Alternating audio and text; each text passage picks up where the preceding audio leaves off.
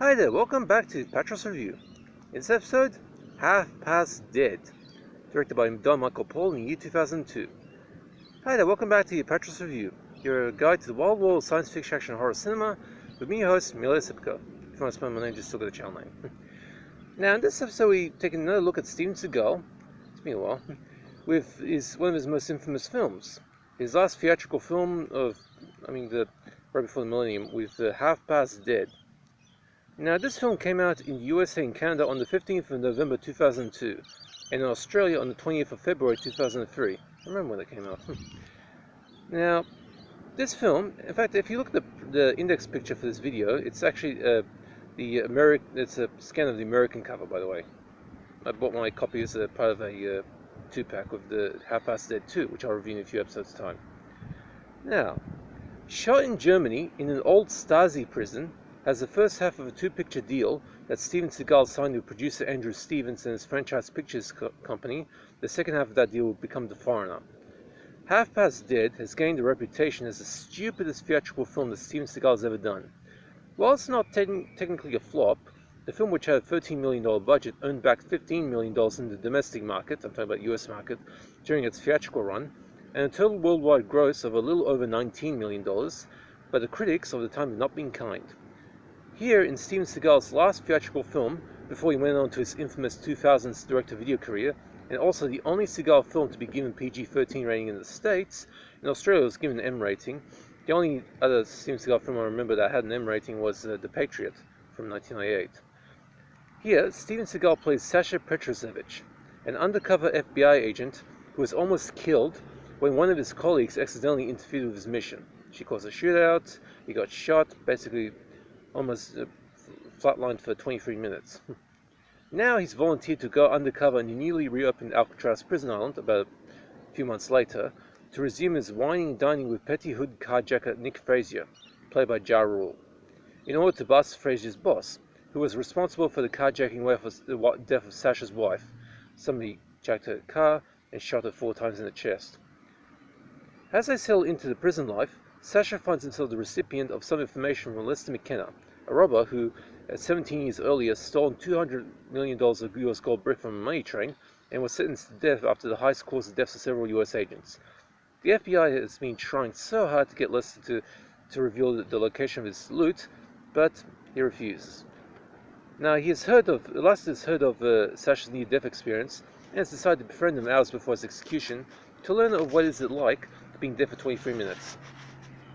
But something goes wrong as a gang of violent mercenaries, who call themselves the 49ers, has broken into the prison a few minutes before Lester is due to be executed in order to force him to give up the location of the treasure. The 49ers manage to overwhelm the prison's security, but the thunderstorm that is currently raging over the island causes the escape helicopter to crash, and Sasha must stop them.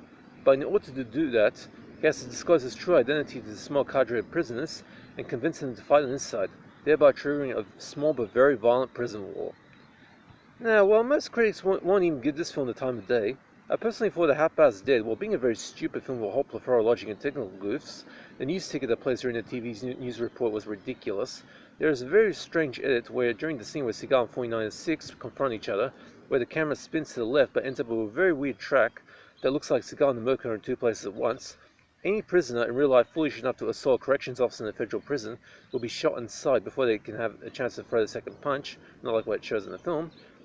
And the trajectory of some of the bullets flying around don't match the direction the guns are pointing at.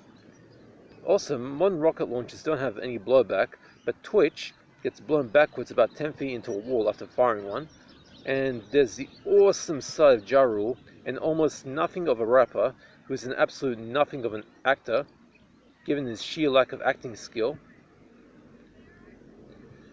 being tossed out of a moving car and flying about 30 feet through the air before hitting the windscreen of a parked car and getting up without so much as a scratch.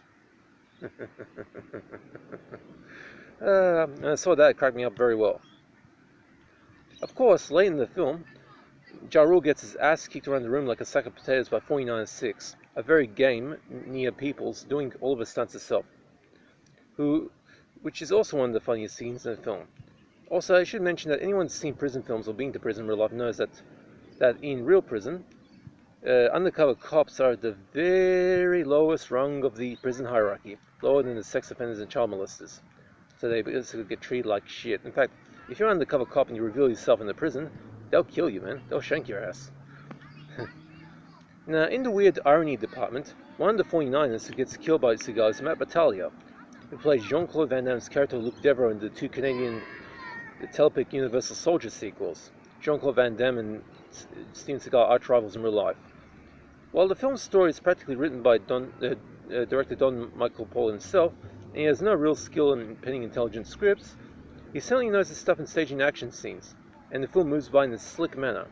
Not the best film of Seagal's filmography, but it is entertaining enough in a dumb fashion to qualify for a beer and pizza guys night in with you and your friends to watch and laugh your asses off. And there's plenty to laugh about too. Now for the gore. There's no gore, but there is a healthy body count. And yes, Lester finally manages to go out in a blaze of glory, taking down the villains, and his stash is found. No, he gives Stash the location. Trinity Lake, west of Chester. Now, there's no nudity either in this film, but Nia Peoples is very badass in her moves and also badass in her choice of outfit. Half-Past Dead is halfway up the grading ladder with a C+, 5 out of 10, meaning it's passable entertainment at best. Certainly better than almost all of Seagal's subsequent 2000s direct-to-video works. Now for the DVD. This was released onto Australian DVD by Sony Pictures and Columbia TriStar Entertainment, around the time Sony started acquiring Columbia TriStar's catalog. By the way, the DVD compare entry on this disc is very inaccurate in the soundtrack and subtitle listings. The picture is pretty damn good, although the camera balance seems a little off. Could be the film was shot with a slight filter from the looks of it. So there's kind of a slight thing with the color balance. It's not completely natural. While the three soundtracks, English, Russian, Hungarian, all in 448 kilobyte 5.1, are just as good. There are 18 subtitles on the disc, including English, and the supplement is of director Don Michael Polk doing his audio yak track, the stand behind the scenes, 3 deleted scenes, and 3 trailers, including the one for this film. Okay, so Half-Past Dead gets a C+, halfway up the ladder. Now believe me, if you want to see something funny, that scene where Ja Rule gets thrown out of the car, oh man, it's like a cartoon villain or something. You know, the cartoon villains, they don't injure easily. Very funny film. Stupid but funny. So it's definitely one of those so bad it's good films, in a way. Okay, that's it for Half-Past Dead. I will review the sequel in a few episodes' time, hopefully. It'll be a little bit while, a few weeks. And yeah, I've got some real corkers to come up in the next few episodes. Now, I don't do requests, but if you want to know of a particular film on my collection, just hit me up in the comments section, I'll answer. Also, if you have any questions about DVDs or whatever, then also ask me out. I'll do my best to answer. Okay, I hope you guys are staying safe. It's kind of a nice day out here. And enjoy yourselves, take care, and that's it for this review.